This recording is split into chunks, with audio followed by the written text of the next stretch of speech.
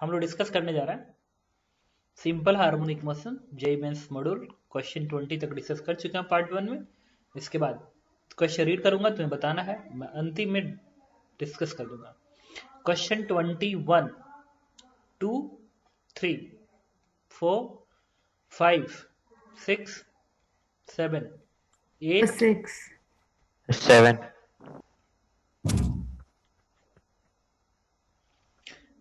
28, 9, 30, 31, 32, 33। इसके बाद सर 29 और 30। so 32 और 33। अच्छा, इसी तरह तुम ही बोल रही हो ना? Yes sir. कॉपी रिवाइज करती हो? हाँ सर। नहीं सर, नहीं रिवाइज करती आप। सुनो, आप आर्टिकल साइमल्टेनियसली इतना इतना टू म्यूचुअल परपेंडिकुलर लाइन है ना, तो क्या करो, ये एक्स ही रहने दो, इस टू के नीचे भेज दो और स्क्वायरिंग करके ऐड कर दो, तो बनेगा x square plus y by 2 का स्क्वायर। नहीं, ये नहीं बनेगा, हाफ एंगल में ब्रेक कर दो, इसको हाफ एंगल में ब्रेक। सर ये करने प्रोजेक्टाइल में करवाया था। ये बनेगा 2, इसको लिखोगे 1 minus 2 sine square 2 pi, pi t. ये बनेगा। सर इसको एक्स स्क्वायर लिख देंगे, तो sine square pi. Half angle break कर दिया और यहाँ से साइन पाई टी की वैल्यू उठा के यहाँ पे एक्स रख दो, बन गया y ओवर 2 ब्रैकेट में 1 minus 2 x square. This is parabolic. बात समझ में आई इसका? Yes sir. क्वेश्चन नंबर 32, इसमें कह रहा है कि the phase of second motion is 30 degree ahead of the first and phase of third motion is, एक सेकेंड, क्वेश्चन नंबर 32 कह रहा particle is subjected to the 3 SHM, amplitude A है और सब 30 डिग्री अहेड है सब। Find the amplitude of resultant SHM। ठीक है, तो देखो फेजर डायग्राम बना लो, एक को ए मान लो, दूसरे का एम्पलीट्यूड ए है, कितने एंगल पे? 30 डिग्री पे है।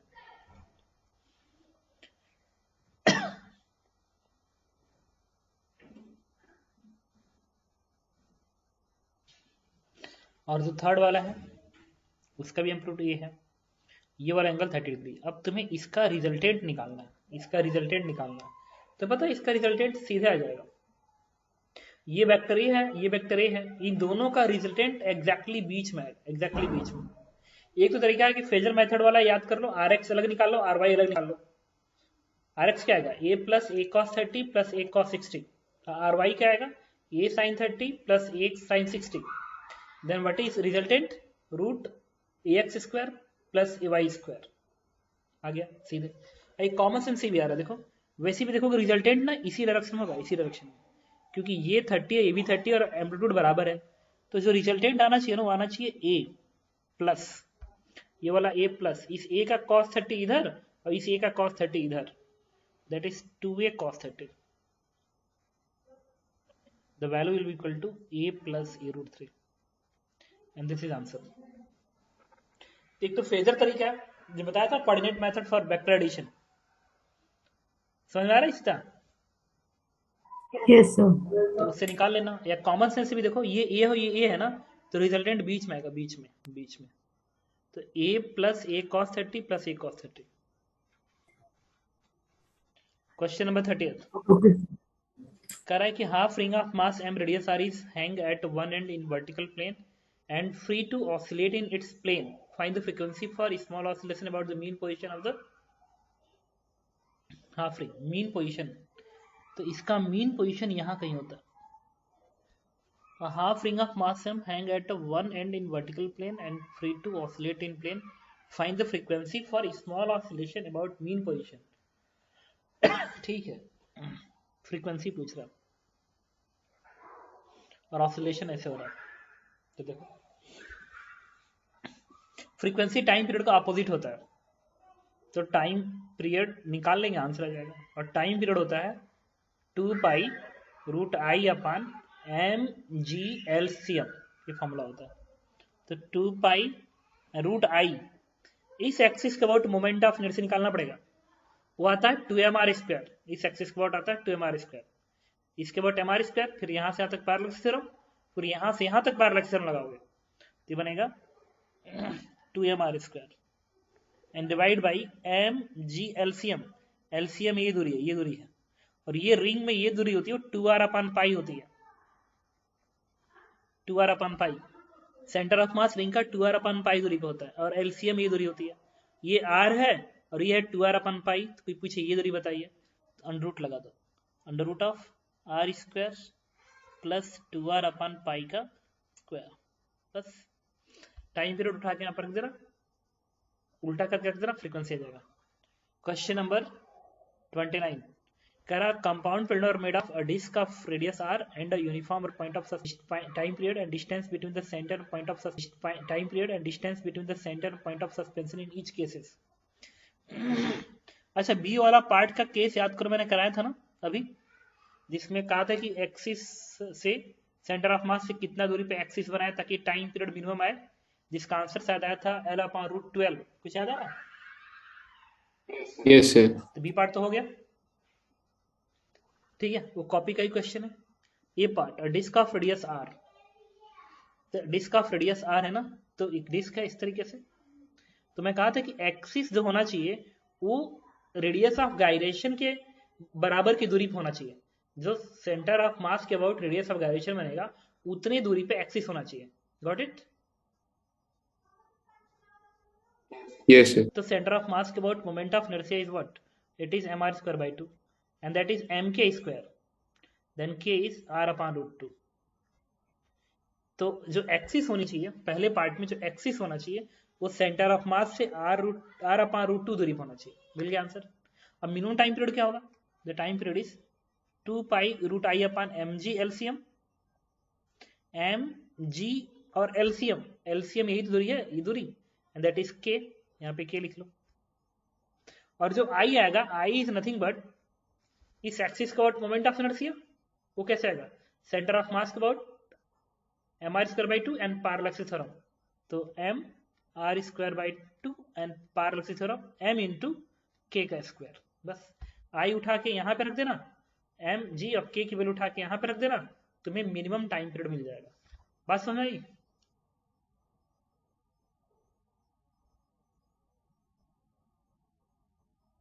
Yes sir.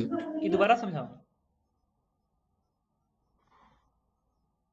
हो गया। क्वेश्चन नंबर 27 कह रहा है कि इतना kg ball is attach to the string of 1.2 metre long and suspended as a simple pendulum at a point 0.2 meter below the point of suspension. A peg is placed.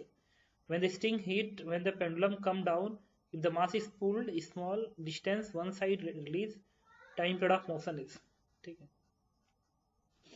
इतना kg ball is attached to the string, ये बना दे रहा हूँ, attached to the string, मास दिया गया 0.1 kg, length is 1.2. At a point 0.2 meters below the point of suspension of peg is placed. अच्छा, एक peg यहाँ पे है, दिस डिस्टेंस is 0.2 meters. अच्छा, गॉट इट। अब कह रहा है कि टाइम पीरियड बताइए, तो मुझे व्हाइट बोर्ड पे चलना पड़ेगा।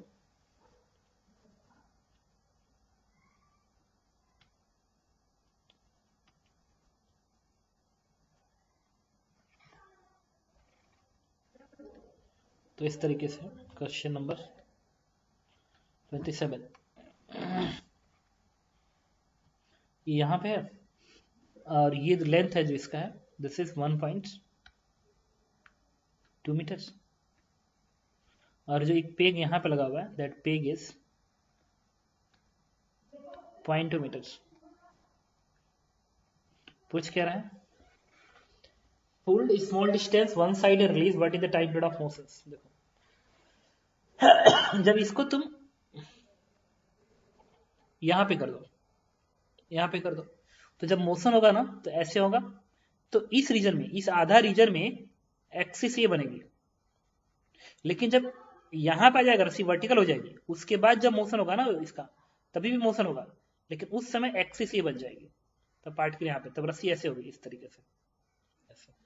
तो इस आधा रीजन के लिए एक्सिस ये रोल प्ले करेगी और इस आधे रीजन के लिए एक्सिस ये रोल प्ले करेगी। ये बात समझ में आ रहा ना कैसे? रस्सी से जाएगी तो ये रोक देगा ना रस्सी इस रीजन के लिए। कुछ समझ रहे हो क्या कह रहा हूँ? Yes sir. एक रस्सी है ऐसे, जब यहाँ से लाओगे तो रस्सी ऐसे आएगी, लेकिन अब यहाँ पे पेग है तो फिर अब ऐसे जाएगी, तब फिर यहाँ रुक जाएगा। समझ में आ रहा है ना?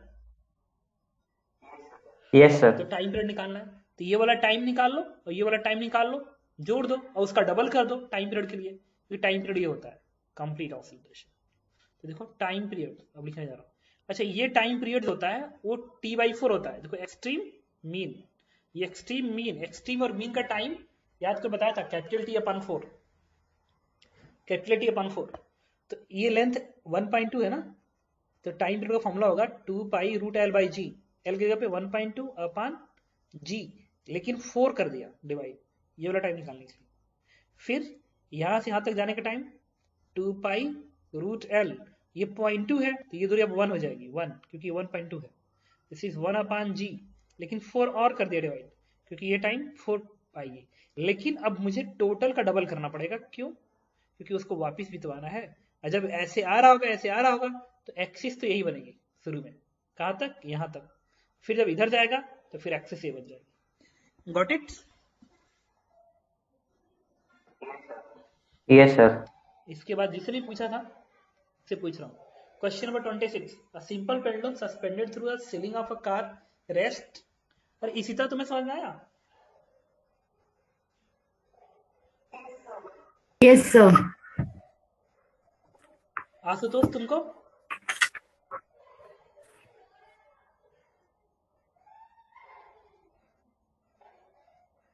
अरे आशुतोष बता दो कि तुम दूसरा आशुतोष तो नहीं हो।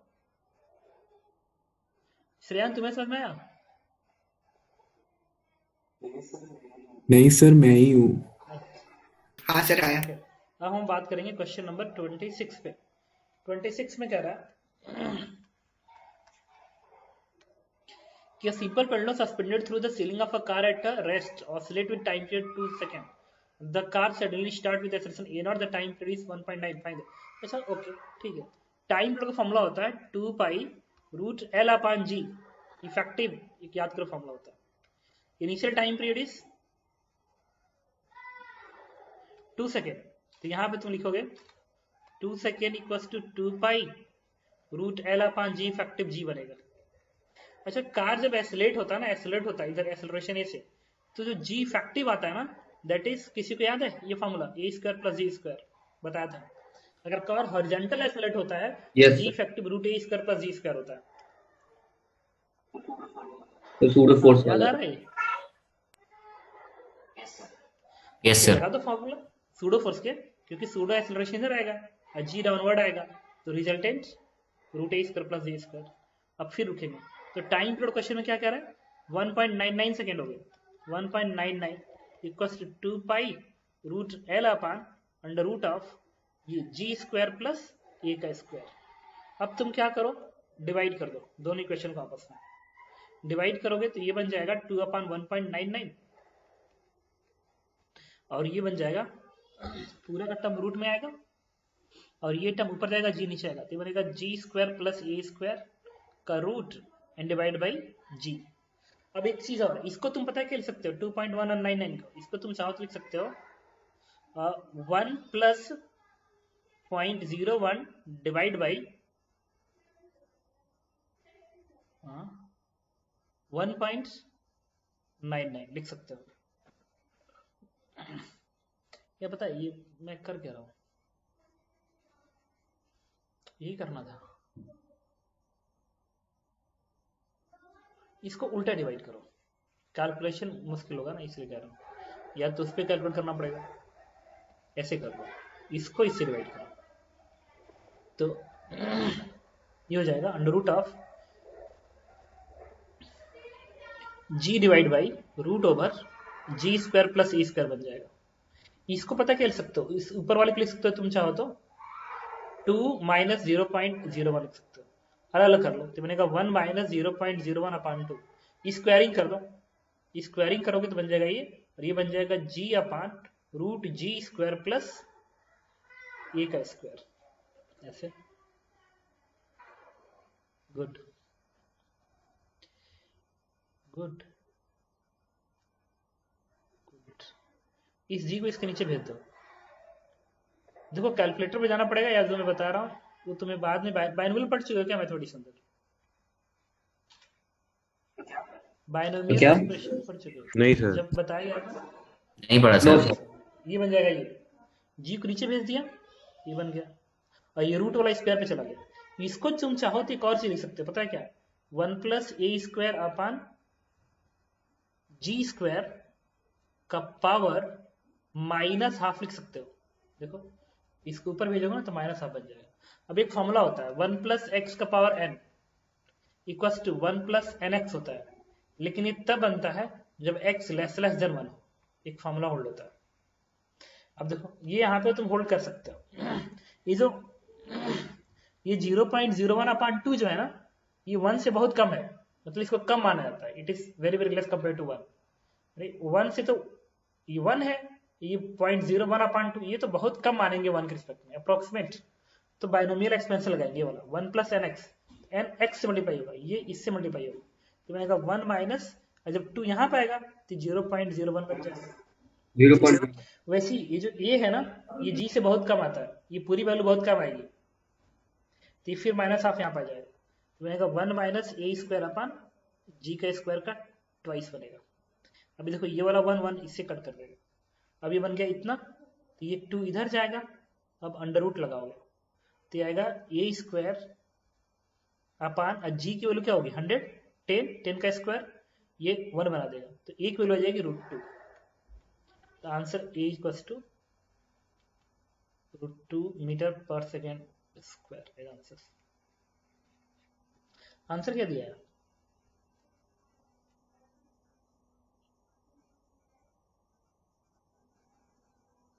एक बार चेक करो आंसर क्या दिया। √2g/10। √2g/10। तो वो √2g/10 से g और 10 कैंसिल हो गया, तो ये आएगा। एक्सपेंशन का हेल्प लिया हुआ यस सर। अदरवाइज तुम चाहो तो इसको मोबाइल पे कैलकुलेट कर सकते हो, जब बाइनोमियल में पढ़ाया जाएगा तो बात समझ में आ जाएगी।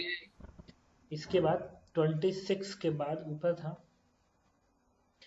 हाँ सर ये बाइनोमियल एक्सपेंशन में भी लिखवा दीजिए सर, फिजिक्स में कैलकुलेशन इजी होगी। हाँ तो क्या करूं? सर फॉर्मूले बस सर यही इनके फॉर्मूला है, बता दीजिए। फिजिक्स बस इसी का यूज होता है। 1 प्लस एक्स का power n roughly equal to 1 plus nx, but this formula is only valid when x is less than 1। या रफ सेंस पे तुम इसको मान लेना, अगर x ना 1/50 से कम है, 1/50 से कम है, तो इसको लगा सकते हो, चलेगा। 1/50 तो मैं फिर भी बोल रहा हूँ, 1/20 से भी कम है तभी लगा लेते हैं, रफ आंसर पाने के लिए, ठीक है। कॉपी करो, हेलो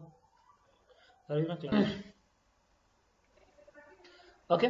इसके बाद हम लोग वापस चलेंगे पार्ट 2 के क्वेश्चन डिस्कस करने के लिए।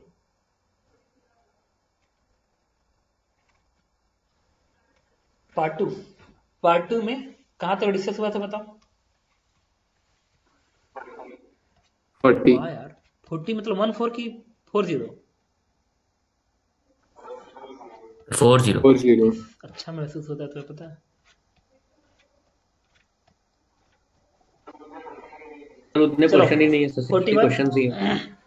42, 43, 44, 45, 34। 44। अच्छा 44 क्वेश्चन ना पहली बात की कई बार आ चुका है, बट ये बताता हूँ क्या है। कह रहा है कि same phase after longer pendulum. Same phase का मतलब यार कि अगर ये ऑसिलेट कर रहे हैं ऐसे, तो दोबारा कब एक ही साथ आएंगे, दैट इज सेम फेज। दोबारा कब एक ही साथ आएंगे, this is the same phase. मतलब एक ही पोजीशन पे, एक ही पोजीशन पे आएंगे और एक ही डायरेक्शन में चलेंगे, उसको बोलेंगे same phase. The two pendulum rest start swinging together. Their length are respectively 1 इतना इतना. They will again start swinging in the same phase together after start underline है. मतलब दोनों को उठा के तुमने ऐसे कर दिया, अब छोड़ोगे तो किसी का लेंथ कम है किसी का ज्यादा, तो टाइम पर अलग आएगा ना. तो कोई जल्दी जल्दी एक्सलरेट करेगा, कोई धीरे धीरे एक्सलरेट करेगा, धीरे धीरे, कोई जल्दी जल्दी, कोई धीरे धीरे. तो फिर कह रहा है कि दोबारा कब ये सब इनिशियल पोजीशन पे एक साथ आएंगे, दोबारा कब. तो हो सकता है, तो इतना तो कंफर्म कि दोबारा एक साथ एक ही पोजीशन पे तब आएंगे जब इसका नंबर ऑफ ऑसिलेशन और इसका नंबर ऑफ ऑसिलेशन इक्वल नहीं होगा. तब भाई ये N1 ऑसिलेशन कर लेगा, तो ये N2 ऑसिलेशन करेगा, तब हो सकता है कि दोनों एक साथ एक ही पोजीशन पे पहुंचे, एक्सट्रीम पोजीशन पे. बात समझ रहे हो? हाँ. Yes, मान sir. लिया कि जो बड़ा वाला है ना, इसने N1 ऑसिलेशन किया, ये छोटा वाला पेंडुलम N2 ऑसिलेशन किया. अब फिर N1 ऑसिलेशन करने के बाद मतलब एक्सट्रीम एक साथ इस पोजीशन पे है, मतलब एक्सट्रीम पोजीशन पे एक साथ ऐसे. ये जल्दी जल्दी ऑसिलेट कर रहा है, ये धीरे धीरे कर रहा है. अब मैं हाथ से बता नहीं पा रहा हूँ क्योंकि दिमाग एक ही बार हाथ को वो करता है. अरे दिमाग का प्रॉब्लम होता है. मतलब तुम समझ गए होगे मैं क्या कर रहा हूँ. बड़ा वाला N1 ऑसिलेशन के बाद इस पोजीशन पे आया और छोटा वाला N2 ऑसिलेशन के बाद इस पोजीशन पे आया, एक साथ मोशन को फिर स्टार्ट करेगा. सेम फेज का मतलब एक ही पोजीशन पे आना. तो अब टाइम तो सेम लगेगा ना भाई. दोबारा कब, मतलब पहले वाले ने N1 ऑसिलेशन किया T टाइम में और दूसरे ने N2 ऑसिलेशन किया T टाइम, फिर सेम पोजीशन पे, टाइम सेम होना चाहिए. तो टाइम क्या होगा, अगर इसका टाइम पीरियड T1 है तो पहले वाले ने जो टाइम लगाया होगा N1 T1 लगाएगा और जो दूसरा ने टाइम लगाया N2 T2 लगाएगा, और टाइम दोनों का सेम होगा. ये दोनों ने सेम से टाइम लिया. इसको लिखोगे N1 और T1 को क्या लिखोगे 2 पाई रूट L अपान जी. L है 1.44 अपान जी N2, फिर 2 पाई रूट L अपान जी, और L क्या है 1 अपान जी. अब 2 पाई से 2 पाई कटेगा, जी से जी कटेगा, यहां से बनेगा क्या 1.2, यहां से बनेगा N1 into 1.2, N1 into 1.2 is equal to N2. अब इसको लिख सकते हो 6/5, 6/5. तो यहां से बनेगा N2 upon N1, N2 upon N1 is equal to N1 किधर भेज दो, N2 अपान N1, 6/5. अब कह रहा है कि लॉन्गर पेंडुलम, अच्छा लॉन्गर पेंडुलम वाला ये 1.44 वाला है ना, तो उसके साथ N1 जुड़ा हुआ है, तो N1 वाला हमें जानना है. N1 वाला तो N2 अपान N1 6/5 होगी. तो ये 6/5 का जो रेशियो बनेगा, ये रेशियो कब कब होल्ड करेगा, जब N1 की वैल्यू 5 हो, N2 की या N1 की वैल्यू 10 हो या 15 हो, उस समय पे जो N2 आएगा इसके करस्पॉन्डिंग 6 आएगा, इसके लिए 12, इसके लिए 18. टेबल चलेगा, 5 का टेबल ऊपर. मतलब N1 जो बड़ा वाला है, बड़ा वाला जब 5 ऑसिलेशन कर लेगा तो छोटा वाला 6 ऑसिलेशन करेगा, तो फिर एक ही पोजीशन पाएंगे. फिर N1 अगर शुरू से टोटल 10 ऑसिलेशन करता है तो जो N2 वाला वो 12 ऑसिलेशन करने के बाद फिर उसी पोजीशन पाएगा. तो कोई पूछेगा कि मिनिमम ऑसिलेशन क्या आएगा 5, और अगला क्या होगा 10 बड़े वाले का, अगला क्या होगा 15. इनमें से ऑप्शन कौन सा कर रहा है, डी पार्ट. तो आंसर इज डी. बात समझ में आई? Yes, sir. 45, yes sir. 46, Yes. 47, 47. 47. 47 में कह रहा है कि a simple pendulum with length L, bob of mass M, execute SHM of small amplitude A, the maximum tension in the string is. इसको तो मैं व्हाइट बोर्ड पे ले चलता हूँ.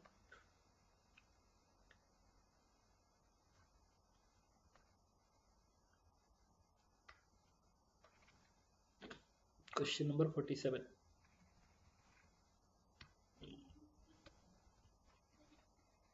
लेंथ L का है, एम्पलीट्यूड A है, ये ऐसे ऑसिलेट कर रहा है, ये वाला एम्पलीट्यूड A के बराबर है, ये वाला. कह रहा है मैक्सिमम टेंशन. अच्छा रस्सी में मैक्सिमम टेंशन कहाँ पे होता है, बॉटम पोजीशन पे होता है. सर्कुलर मोशन याद करो, सबसे ज्यादा टेंशन यहाँ पे होता है. अगर इसकी Yes, sir. वेलोसिटी v है, इक्वेशन टुवर्ड द सेंटर लिखो, t माइनस mg बराबर mv स्क्वायर बाई r ये लेंथ L है.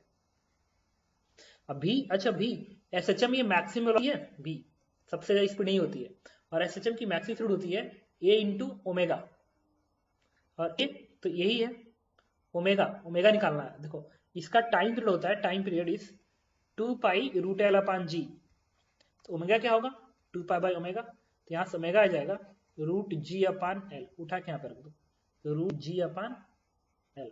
अब इसको उठा के तुम यहाँ प्लेस कर दो, तो टी की क्या आएगी एम जी, इधर भेज दिया, फिर बन गया एम अपान एल, स्क्वायरिंग कर दो, तो ए स्क्वायर जी स्क्वायर अपान एल, तो यहाँ से कौन आ रहा है एम जी, बनेगा ब्रैकेट में 1 plus A square upon L square into G, G 2 बार क्यों आएगा, स्क्वायरिंग करोगे सिर्फ जी आएगा, सर जी होगा ये सर तुम्हें दिख उसमें। रहा है सी पार्ट में, आंसर है सी पार्ट। इसके बाद एक बार फिर हम क्वेश्चन पे चलेंगे।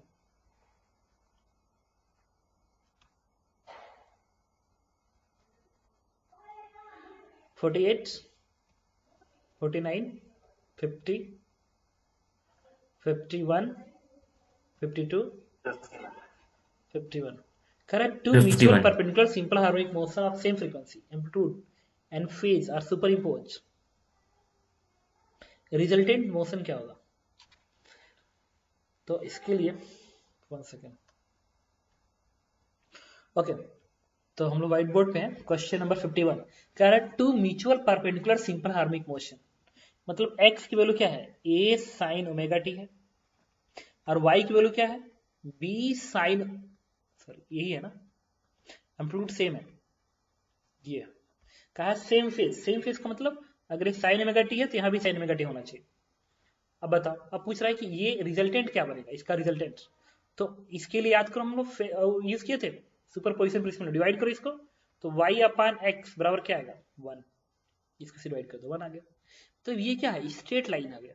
याद करो मैं कहा था कि अगर स्ट्रेट लाइन है तो मोशन एसएचएम हो जाता है, तो ये 45 डिग्री के एंगल पे होगा, ठीक है, और एसएचएम का मोशन होगा, और फ्रीक्वेंसी क्या होगा एग्जैक्टली सेम फ्रीक्वेंसी से ऑसिलेट करेगा। मैंने क्लास में कहा था याद करो, ये साइन ओमेगा टी, यहाँ पे लिखा था बी साइन ओमेगा टी, और इसका कोऑर्डिनेट लिखा था ए कामा बी, आपकी बार क्या बनेगा ए कामा ए बनेगा, क्योंकि ए और बी इक्वल है, ये क्या बनेगा माइनस ए कामा माइनस ए। तो उन्होंने ऑप्शन में क्या पूछा, A part the resultant motion is uniform circular motion, गलत कह रहा है। B part resultant motion is linear SHM along straight line incline equal to the straight line of the motion of the component 1, एकदम सही कह रहा है। Result motion गलत कह रहा है, टू एसएचएम का गलत कह रहा है। It's answer is B part. देखो इक्वली इंक्लाइन है ना 45 डिग्री, एक एक्स का मोशन एक वाई का मोशन, एक एक्स का मोशन था एक वाई का मोशन था, रिजल्टेंट बीच में है। अब कोई पूछे एम्पलीट्यूड कितना है तो एम्पलीट्यूड ये होगा, रिजल्टेंट एम्पलीट्यूड आएगा a√2। कुछ याद आ रहा है क्लास का question?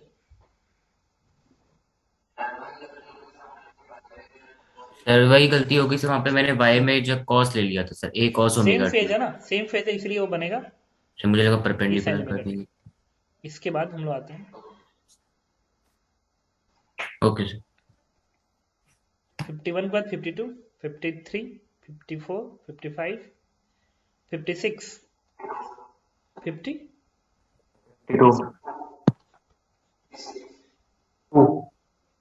56 52 the current motion of the particle is, ये c sin ओमेगा टी और d cos ओमेगा टी है ना। अरे तो इसका तुम्हें क्या निकालना पड़ेगा एम्पलीट्यूड निकालना पड़ेगा, इसका मैग्नीट्यूड, तो इस वेक्टर का मैग्नीट्यूड क्या बनेगा बी पार्ट बनेगा। हाँ भाई ये cos ओमेगा टी है, ये B। sin ओमेगा टी है, तो याद को नहीं कहा था root A square plus B square plus 2 ये भी cos थीटा, तो अगर ये sin ओमेगा टी है cos ओमेगा टी है तो थीटा 90 बन जाएगा ना। तो फॉर्मूला क्या आएगा root C square plus D square and cos 2 C D cos 90, cos 90 is 0, the answer is root c square plus d square. Got it? 53 54 yes sir. 55 56 56 में कह रहा है कि ये बताइए कितनी 56 SHM given expression is compose of the minimum, कितना इसमें एसएचएम इस इक्वेशन के अंदर। तो तुम क्या करो ना, इसको साइन ए साइन बी का फॉर्मूला लगा दो, ठीक है। देखो कैसे, इसको व्हाइट बोर्ड पे ले जाओ, इससे बेटर कहीं पे सॉल्व करो जल्दी हो जाएगा। ये cos को 0.5t को अलग कर लो, 1 2 को बाहर कर लो, ऐसे यहां से 2 cos 0.5t बाहर कर दिया, तो ये पता क्या बच गया, ये बच जाएगा यहाँ पे cos 0.5t बचेगा इंटू साइन 1000t बचेगा ट्वाइस के साथ, तो ये बन गया 2 sin a cos b अच्छा 2 साइन ए कॉस बी बन गया ये, और 2 साइन ए कॉस बी का फॉर्मूला होता है साइन ए प्लस बी, ये बनेगा 100t प्लस 0.5t, तो बनेगा 100.5t। तो क्या होगा साइन ए प्लस बी प्लस साइन ए माइनस बी, तो साइन ए माइनस बी, तो ये 100t है, उसमें से 0.5t घटा दो, तो बनेगा क्या 99.5t। क्या कह रहा हो? अच्छा 1000 दिया है, 1000 ही तो लिया फिर है। ये जीरो एक और लग जाएगा इसमें, ठीक है, और यहाँ से एक और 9 लग जाएगा, ये बन गया। फिर इसको अब ये इसके साथ मल्टीप्लाई हो गया और ये इसके साथ मल्टीप्लाई बन गया, तो ये क्या बन गया अगेन कॉस से साइन बी बन गया, और ये क्या बन गया कॉस से साइन बी, ये भी बन गया। फिर इसको फिर अलग अलग करो, तो ये क्या बनेगा, मीटिंग एंड होती तुरंत ज्वाइन करना, ये बनेगा कॉस से साइन बी, अगेन होगा साइन ए प्लस बी, तो जब लिखोगे साइन ए प्लस बी तो क्या आएगा 1000.5 प्लस 0.5, तो हो जाएगा 1001 हो जाएगा टी।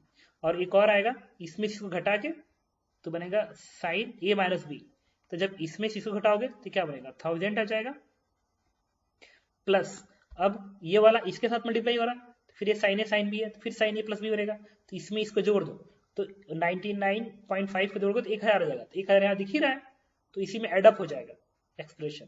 फिर इसमें से इसको सब्ट्रैक्ट करोगे 0.5 को, तो 999 बनेगा, तो होगा क्या साइन 999, ठीक है। तो अब मतलब तुम्हें स्पेशली इस एक्सप्रेशन को अलग अलग करना था, और तुम्हें देखना था कि कितने ऐसे इक्वेशन बनेंगे जिसमें टी का कोफिशिएंट अलग अलग होगा, मतलब फ्रीक्वेंसी अलग अलग आएगी, फ्रीक्वेंसी अलग अलग, देखो ये फ्रीक्वेंसी अलग अलग वाला है। तो टोटल 3 एसएचएम है, 1 2 3, ये 3 एसएचएम से मिल के इक्वेशन बना हुआ है, तो आंसर इज बी पार्ट। बात समझ में आई?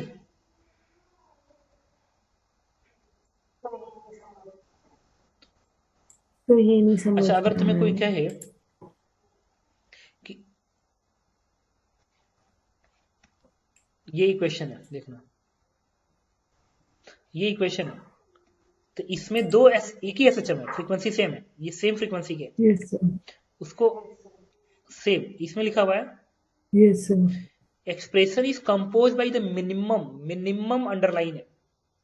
तो ये जो लिख रहा हो ना, ये जो लिख रहा हो ना, ये एक ही एसएचएम का हो यस सर। सकता है, क्योंकि रिजल्टेंट एक एसएचएम बनेगा, लेकिन ये ओमेगा हो और ये 2 ओमेगा हो, तो फिर ये एडअप हो ही नहीं पाएंगे आपस में फेजर मेथड कोऑर्डिनेट मेथड से।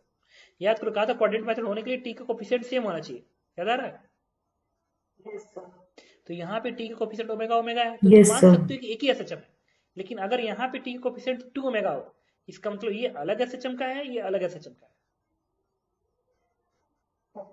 वो कभी भी एक से काम नहीं चल सकता, उसके लिए 2 ओके एसएचएम सर। चाहिए ही चाहिए, अगर फ्रीक्वेंसी अलग अलग हो गया तो वही यहाँ पे है कि ये जो जब मैं इसको एक्सपेंड कर रहा हूँ साइन ए साइन बी या कॉस ए साइन बी के फॉर्मूले से, तो इक्वेशन इसमें काउंट हो गया। अगर इन तीनों की फ्रीक्वेंसी एग्जैक्टली सेम होती तो मैं कहता कि तीनों एक सिंगल एसएचएम से गवर्न कर लिए जाएंगे, एक सिंगल एसएचएम की इक्वेशन हो जाएंगे, लेकिन तीनों की फ्रीक्वेंसी अलग अलग है, यस सर। तो मैं कैसे कह सकता हूँ कि तीनों एक ही एसएचएम से गवर्न होंगे, इसका टाइम पीरियड अलग है, इसका टाइम पीरियड अलग, इसका टाइम पीरियड अलग। बात समझ में आई? अभी तुम्हें समझ में आया? Yes sir, got it, thank you. 57 Yes, sir. 58 59, ये नहीं है, एक्सरसाइज 2 1 2 3 4 2 7, सब पीवाईक्यू वाली बुक से किया सर, उससे भेजूं? हाँ सर, पीवाईक्यू से किया वो तो। क्वेश्चन नंबर सर इसमें 21 बता दो। 6 7 8 9 10 11 12 13, कौन सा पूछ रहे थे बताओ? इसमें 51 है, 51 21 कोई भी पूछ 21 सकता है इस मॉड्यूल में अगर कोई क्वेश्चन पूछना हो। 21 ये कह रहा है कि particle is execute simple harmonic motion of amplitude A and frequency omega along the x axis. The mean position is separated by a distance x naught. If the maximum separation between them is x naught plus a, the phase difference between the motion is. Good. क्या करेंगे, white board पे जाएंगे, equations लिखेंगे हम लोग।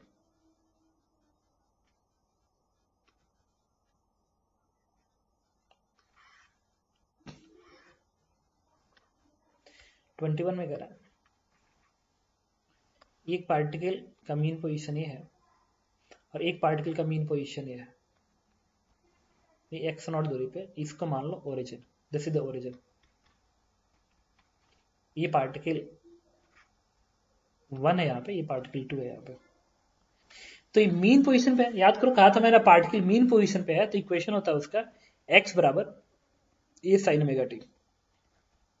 Mean position पे positive में जा रहा है और एक पार्टिकल इस पोजीशन पे है, इस मीन पे है। ऐसा नहीं कुछ कहा उन्होंने कि वो मीन पे ही है। Two particle execute simple harmonic motion of Newton frequency omega along the x axis, the mean position is this. ठीक है, हाँ, ये a sin ओमेगा t है। मान लिया कि पार्टिकल t बराबर 0 पे मीन पे, ये कैसे तो लिखा तो नहीं है कि मीन पे है, कोई बात नहीं, इसको लिख लो a sin omega t plus phi 1 लिख लो। और जो दूसरा पार्टिकल है उसका मीन पोजीशन ओरिजिन पे तो नहीं है। याद करो मैंने कहा था अगर मीन पोजीशन ओरिजिन पर नहीं है तो इक्वेशन होता है x minus x mean, x mean का कोऑर्डिनेट x0 है, equals to a sin omega t plus phi 2। इसका फेस फाई 2 क्योंकि ये भी नहीं पता कि ये कहां से मोशन शुरू कर रहा है तो फाई 2 लगा दिया, इसका नहीं पता ये कहां से मोशन शुरू कर रहा है तो फाई 1 लगा दिया। बट ये x बराबर a sin ओमेगा t बन रहा है, क्यों? क्योंकि ये इसका मीन पोजीशन ओरिजिन पे है पहले वाले का, और इसका मीन ओरिजिन पे नहीं है तो इक्वेशन नहीं बनेगा। ये इक्वेशन समझ में आ रहा है क्या कह रहा हूं?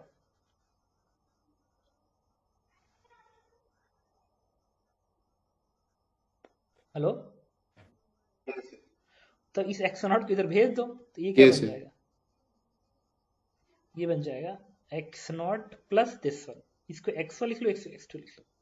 मतलब x1 किसका पोजीशन है, पार्टिकल 1 का पोजीशन है, और x2 किसका पोजीशन है, पार्टिकल 2 का पोजीशन है किसी टाइम t पे। अब उन्होंने फेज डिफरेंस पूछा है, तो जो डेल्टा फाई होता है it is nothing but phi 2 minus phi 1। भाई इस फेज में से घटा दो, ये डेल्टा फाई पूछा है। अच्छा, इस दोनों पार्टिकल के बीच की दूरी कैसे निकालोगे? अगर x1 पार्टिकल 1 का कोऑर्डिनेट है और x2 पार्टिकल 2 का कोऑर्डिनेट है तो दोनों की जो बीच की दूरी डेल्टा x है it is nothing but x2 minus x1। तो इसमें से इसको घटा दो तो बनेगा x0, ये आएगा a sine omega t plus phi 2 minus a sine omega t plus phi 1। अब तुम्हें इस वेक्टर का रिजल्टेंट निकालना, इस वेक्टर का रिजल्टेंट।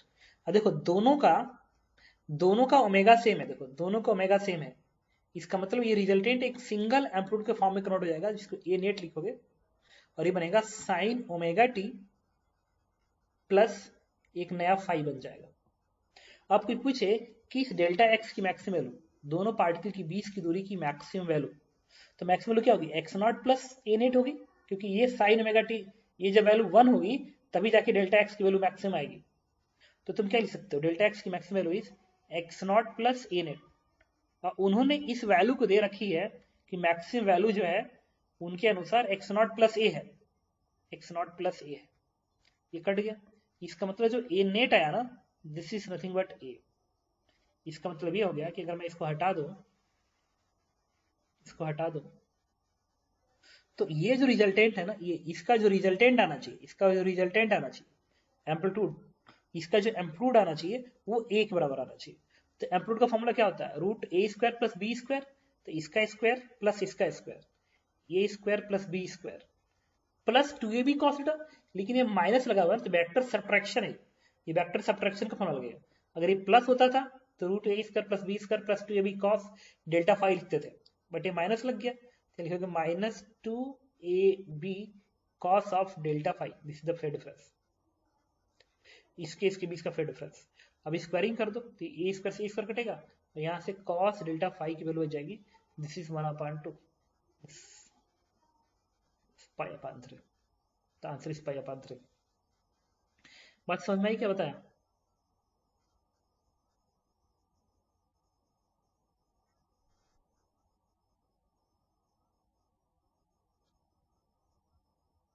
दोबारा बताऊं?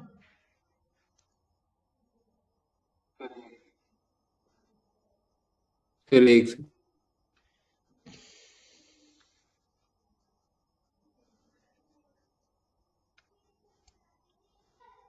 बताऊं दोबारा? इसके बाद नहीं सर, हो गया।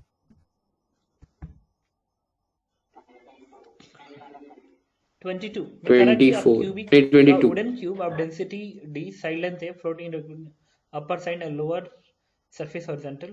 The cube is pushed slightly down and released. It performs simple hovering motion of period t. Then time period is equal to. देखना क्वेश्चन नंबर 22। पानी है, इसमें तुमने एक ब्लॉक को रख दिया ऐसे, इस ब्लॉक की डेंसिटी d है एंड साइड लेंथ l है, वाटर की डेंसिटी रो है। Cube slightly down, push slightly down and release, it perform simple hovering motion T. ठीक है, इसको अगर हल्का सा प्रेस करके छोड़ दोगे ना तो देखना ये ब्लॉक ऐसे पानी में घूमने लगेगा। पूछ रहा टाइम पीरियड बताइए। तो देखो, अच्छा इस समय मान लो ये सबमर्ज लेंथ ये एल नॉट है, तो mg डाउनवर्ड दिखाओगे is equal to buoyancy force. तो बायंसी फोर्स क्या होगा? भी की जगह पे ये वाला बॉटम का एरिया बनेगा ए, बॉटम का एरिया बनेगा एल स्क्वायर, क्यूब है ना तो एल स्क्वायर बनेगा। तो ये सबमर्ज वॉल्यूम बनेगी, सबमर्ज वॉल्यूम ये बनेगी L naught into L square, volume बन गया, cross section area L square into L naught. तो भी rho of water into g, equilibrium पे है तो ये दोनों बैलेंस होगा, तो इससे क्या आएगा? m बराबर आ जाएगा, g से g कट जाएगा, ये बनेगा L nought L square into रो, इक्वेशन नंबर 1। अब देखो, अगर इसको हल्का सा प्रेस करो, हल्का सा प्रेस करो पानी में, हल्का सा प्रेस करोगे तो बायंसी फोर्स बढ़ जाएगी ना? बताओ, अगर हल्का सा प्रेस करोगे तो क्या बायंसी फोर्स बढ़ जाएगी और क्या वही ऑसिलेशन कराएगी? Yes sir. तो एक्स्ट्रा जो बायंसी फोर्स है, जो extra yes buoyancy sir. Force आया जिसको रिस्टोरिंग फोर्स बोलते हो, जो एसएचएम कराएगा, वो आएगा एक्स्ट्रा वी रो जी। तो कितना वॉल्यूम एक्स्ट्रा समर्ज हुआ? तो ये वाला लेंथ एरिया तो एल स्क्वायर है, तो एल स्क्वायर में एक्स से अगर मल्टीप्लाई कर दो, इस एक्स से जितना तुमने डिस्टेंस नीचे पर शिफ्ट मारा है, तो बन जाएगा वॉल्यूम समर्ज भी and rho of water into G. अच्छा बताओ, अगर डिस्प्लेसमेंट नीचे को है तो क्या एक्सेलरेशन ऊपर की ओर है? ऊपर की ओर, क्योंकि बायंसी ऊपर की ओर ज्यादा होगी ना। तो इसको यस सर। F बराबर m इंटू ए लिख सकते हो, नेट फोर्स और mass into acceleration, minus sign यहाँ पे। हमेशा एक्स्ट्रा फोर्स निकालते हैं, एक्स्ट्रा बायंसी इंपॉर्टेंट वर्ड है, एक्स्ट्रा बायंसी निकालेंगे और उसको m के बराबर कर देंगे। तो एक स्टेप 1 ये होता है और स्टेप 2 यहाँ पे। स्टेप 1 इक्विलिब्रियम के लिए होता है, इक्विलिब्रियम में शुरू में था तो इक्वेशन ये होल्ड करेगा, और उसके बाद सेकेंड स्टेप हल्का सा प्रेस करके इक्वेशन लिखना। अब यहाँ पे लिख सकता हूँ L square rho G into X बराबर मास, मास ही है ना, that is L nought L square into rho into A. तो यहाँ से एल स्क्वायर कट जाएगा,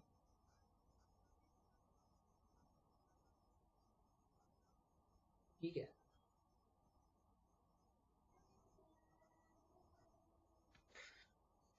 तो डी का ही टर्म नहीं आ रहा।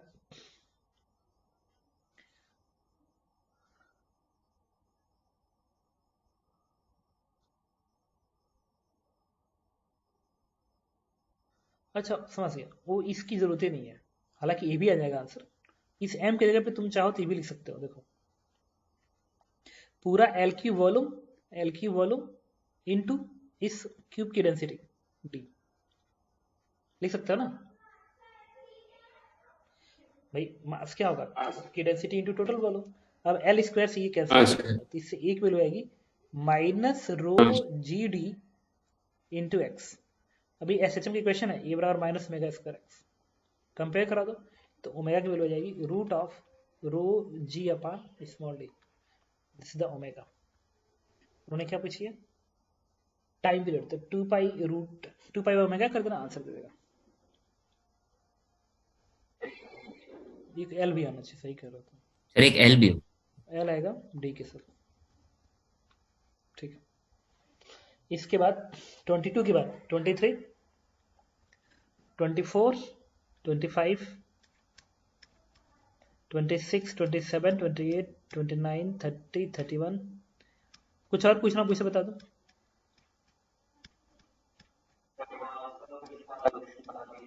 एडवांस एडवांस का 5th वाला क्वेश्चन बता दीजिए और सर 23।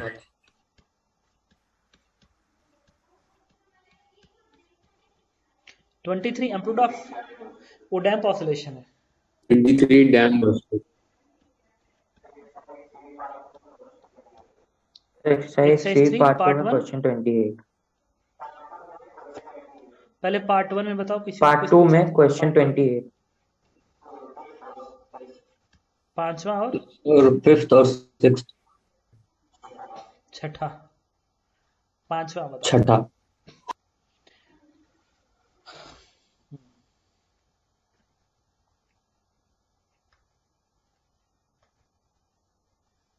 ये पांचवा में कह रहा है कि एम्पलीट्यूड ऑफ पॉइंट पी, इस पॉइंट पी का एम्पलीट्यूड पूछ रहा है, इस पॉइंट पी का, जबकि इसका एम्पलीट्यूड ए है। देखो तो मान लो इसमें इलोंगेशन ए1 होता है, इसमें इलोंगेशन ए2 होता है, तो पता है इस स्प्रिंग में जितना इलोंगेशन होगा ना, ये वाला पॉइंट पी उतना ही दूर भागेगा। ये सही है। इस पॉइंट पी का मोशन इस स्प्रिंग का इलोंगेशन के बराबर आएगा। पॉइंट पी का displacement is equal to elongation of spring 1। सही है ना। यस। तो यहाँ पे इक्वेशन लिख सकते हो ए1 प्लस ए2 yes sir. Is equal to A. इसका इलोंगेशन इसका इलोंगेशन मिला दो तो ए के बराबर आ गया। Got it. और ये दोनों स्प्रिंग सीरीज में है, सीरीज में, तो याद करो Yes, कहा था sir. अगर स्प्रिंग सीरीज में होते हैं तो स्प्रिंग फोर्सेस बराबर होता है k1 x1 बराबर k2 x2। तो k1 a1 बराबर k2 a2। सीरीज की प्रॉपर्टी याद आ रहा है, ये बताया था। बस अब देखो दो इक्वेशन दोनों है, a1 Yes, a2 sir. Unknown है, a1 a2 अननोन है। एक टाइम में आंसर लाना है। अब पता क्या करना है, पॉइंट पी a1 तुम्हें पता करना है a1, तो यहाँ से a1 पता चल जाएगा ना, a2 उठा के यहाँ पर रख देना, a1 सॉल्व हो जाएगा। क्वेश्चन नंबर 6 में कह रहा है कि a point mass is subjected to the two simultaneous sinusoidal displacement in x direction, x1 t बराबर a sin omega t और x2 बराबर इतना, adding a third sinusoidal displacement from this one bring the mass to be complete rest। complete rest का मतलब पता है क्या, complete rest का मतलब है कि रिजल्टेंट जीरो हो गया। मतलब ये है a sin ओमेगा t, पहला इक्वेशन ये बन गया, और x2 क्या है a sin ओमेगा t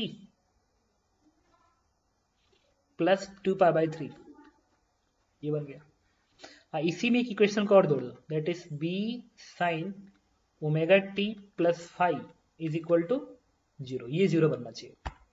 अब इसका सम मतलब तीन वेक्टर्स हैं, एक वेक्टर एक वेक्टर एक वेक्टर एक, तीनों वेक्टर का सम 0 होना चाहिए रिजल्टेंट। तो कोऑर्डिनेट अप्रोच यूज कर लो।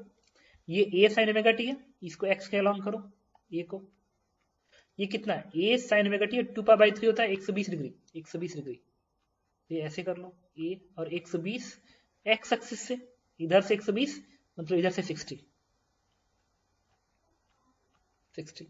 उसी तरीके से b को लगा लो, b तो ये वाला एंगल फाई, देखो b एंगल फाई। अब इन तीनों का सम 0 होना चाहिए। तीनों का सम 0 तब होगा जब x कंपोनेंट भी 0 और y कंपोनेंट भी 0। बताओ बताओ।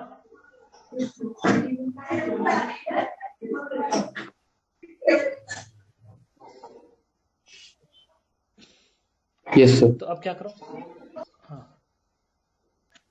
सर अब यहां से x कंपोनेंट निकालो, x कंपोनेंट भी 0 सर करेंगे तो y ठीक है, कंपोनेंट भी 0 करेंगे। x क्या बनेगा a plus b cos phi minus a cos 60 is equal to 0। देखो a b cos फाई, इधर आएगा तो माइनस a cos 60 बराबर 0। यहाँ से b cos फाई की वैल्यू मिल जाएगी यहाँ से तुम्हें, दिस इज ये a/2 बनेगा और a/2 यहाँ पे, तो इधर भेजोगे तो बनेगा माइनस a/2।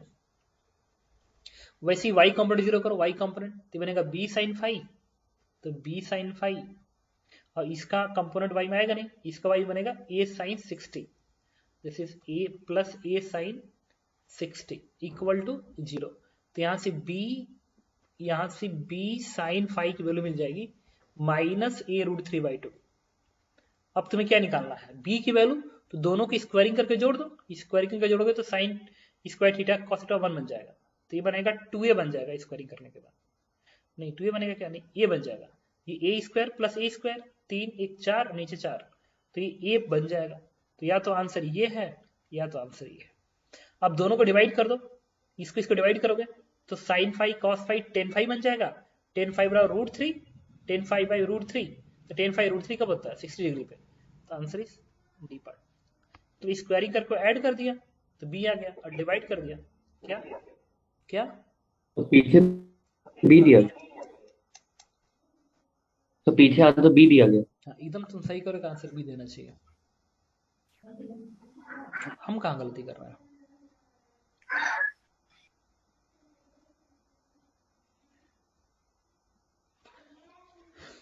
बी तो होगा ही क्योंकि ये इधर आएगा।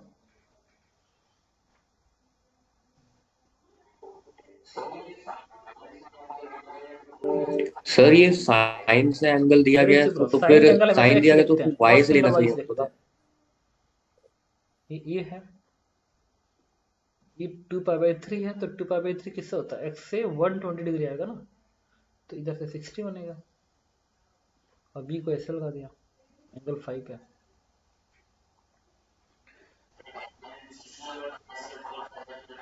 सर tan 60 और tan सर 4 पाई बाई 3 और tan पाई बाई 3 तो सेम होंगे। यहाँ से जब निकालोगे ना, मैं समझ गया तुम्हारी सर बात। सर माइनस लाना है साइन में। ठीक है, जब इसको डिवाइड करोगे ना, तो इसको डिवाइड करोगे तो टेन फाइव रूट थ्री आएगा, रूट थ्री दो एंगल पे होता है, एक पाई बाई 3 एंगल पे होता है और एक होता है 4 पाई बाई 3 एंगल पे, रूट थ्री। अब इनमें से जस्ट करना पड़ेगा कि कौन सा एंगल होगा। तुम्हें पता है, कल्पना करके देखो, ये जो आना चाहिए ना, ये जो बी आना चाहिए, ये बी इधर नहीं बनना चाहिए, ये बी को, हाँ एक सेकेंड इसकी जरूरत ही नहीं थी, ऐसे ही मिल गया। देखो ये बी है ना, और ये एंगल फाइव है। अब देखो, अब ये अब सर्टिफाई कर लो इसमें, B cos five minus a/2 है ना, अब बी तो मैग्नीट्यूड होता है, अगर बी मैग्नीट्यूड है और ए मैग्नीट्यूड है, तो तुम्हें बताओ कॉस फाइव को निगेटिव बनना पड़ेगा ना, बिकॉज ऑफ माइनस साइन। इसी क्वेश्चन देखना, ए मैग्नीट्यूड है, बी मैग्नीट्यूड है, माइनस दिख रहा है, कॉस फाइव निगेटिव, इनमें से किस एंगल पे कॉस फाइव निगेटिव होगा, पाई बाई 3 पे कि 4 पाई बाई 3 पे, 4 पाई बाई 3, इसलिए आएगा। इससे तो भी चेक फोर कर पाई लो, by B sine five minus root 3/2 है, बी मैग्नीट्यूड होता है, ए मैग्नीट्यूड होता है, एम्पलीट्यूड है ना, एम्पलीट्यूड मैग्नीट्यूड होता है, और माइनस साइन है, sine phi negative, pi by 3 पे आएगी 4 पाई बाई 3 पे, तो 4 पाई बाई 3 पे थर्ड कोऑर्डिनेट में निगेटिव बनेगा, आंसर इज बी पार्ट। इसके बाद अच्छा, इसको चाहता ना तो इतना दिमाग लगाने के बाद भी तुम एक कॉमन सेंस से कर सकते थे, वो मैं पहले ही जान गया था। इस तरीके से देखना, ये इधर है और ये इधर है, एम्पलीट्यूड ए का। अच्छा मुझे बताओ, ये भी ए हो, ये भी ए हो, ये भी ए हो, तो तीसरा वेक्टर किस कोऑर्डिनेट में होना चाहिए तो रिजल्टेंट 0 आएगा, थर्ड कोऑर्डिनेट में होना चाहिए, ऐसे होना चाहिए। थर्ड। तो कंफर्म है कि ये जो थर्ड एंगल बनेगा, और ये पता है, कल्पना करके देखो, अगर इक्विलेटरल एंगल याद आ रहा होगा ना, तो तुम्हें अभी समझ में आ जाएगा, ये वाला एंगल 60 है, तो ये भी एंगल 60 आना चाहिए, तभी जाके इस ए का रिजल्टेंट एक कॉस 60 इधर और एक कॉस 60 इधर, तो 2a cos 60, cos 60 1/2, तो ए आ जाएगा, तो ये वाला ए इस ए को कट कर देगा। इसका मतलब बी भी ए के बराबर होना चाहिए, और अगर ये 60 है तो ये जो एंगल आएगा इट इज 4 पाई बाई 3। कुछ समझ में आ रहा है मैं क्या बता रहा हूँ।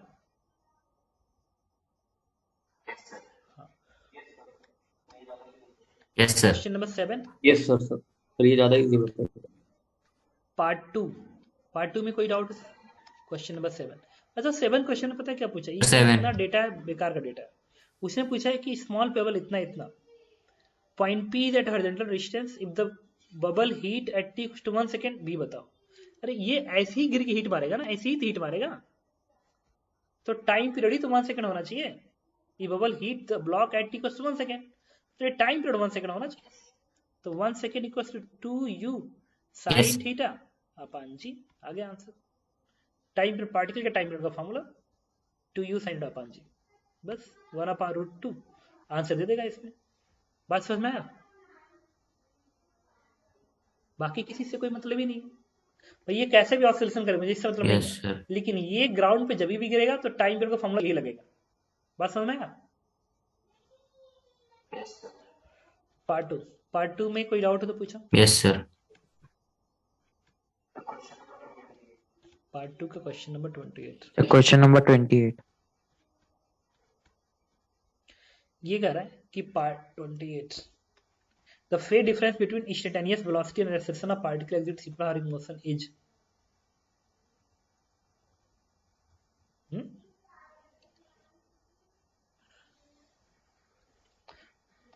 B part. देखो कैसे x की वैल्यू होती है a sin ओमेगा t लिखते हो, तो वेलोसिटी क्या लिखते हो, a cos ओमेगा t लिखते हो ना, डिफरेंशिएट करते हो, ये बनता है। और एक्सेलरेशन के लिए क्या लिखते हो, एक्सेलरेशन के लिए इसको दोबारा डिफरेंशिएट कर दो, तो क्या बनेगा minus a sin omega t बनेगा।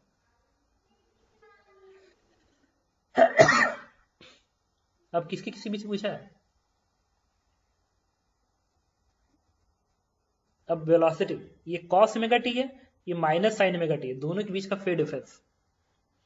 इसको तुम चाहो तो पता है क्या लिख सकते हो, a sin